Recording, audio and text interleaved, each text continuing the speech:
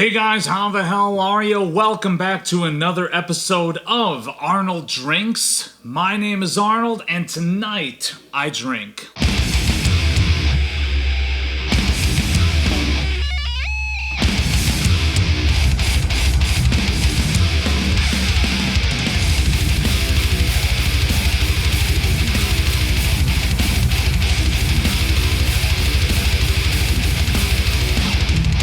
So it's that time of year again. Oktoberfest is upon us, and what better way to celebrate on this channel than partaking in some Oktoberfest beers. So a lot of Marzen styles here. Some of these are ones that I've had before. Some of these are ones that I'm having for the very first time, but all the same stuff that I want to talk to you guys about. Some really delicious brews, hopefully some really delicious brews that we can experience together a little bit on this channel.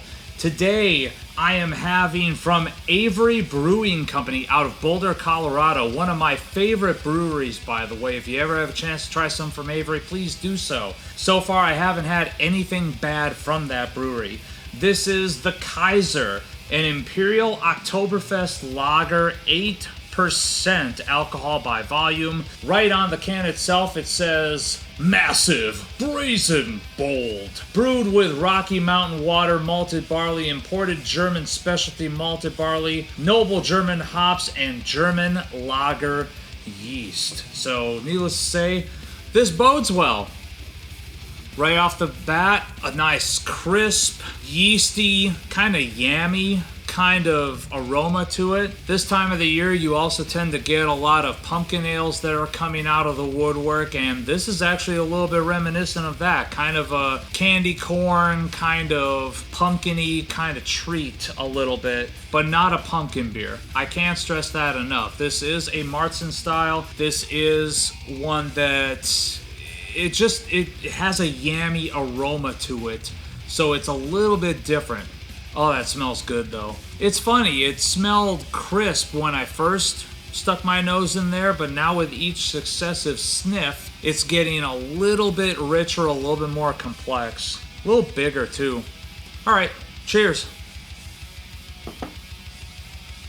Yeah, definitely something that alcohol content. This is a higher ABV Marzen style beer. Typically with these kinds, you have something that's extremely crushable because, well, that's just kind of the way that the style goes. You want something that's sessionable. This one is a big, bold, high ABV version, and it definitely shows in here. You get a little bit of alcohol bitterness, a little bit of tannic dryness to it. You get something that is a little bit more yeasty and a little bit more kind of candied yam in the flavor profile. Let's go in again. I'll tell you, that's really interesting because it's just got something about it that is different, and I think it's that higher ABV. It's bringing forth a floral note too that's probably coming from those noble hops, because it just has a floral characteristic to it. This is really different for a fest beer. This is something that not as crushable as you typically expect from this style, and I think it shows in the kind of flavor notes that we're getting. It's different, it's unique, it's something that is not necessarily an Oktoberfest beer, more like a special occasion kind of sitting back and contemplating life decisions kind of beer. Like, for instance, why I started off doing my review videos today with this high ABV monster as opposed to going with something a little bit more crushable. Those kinds of life decisions.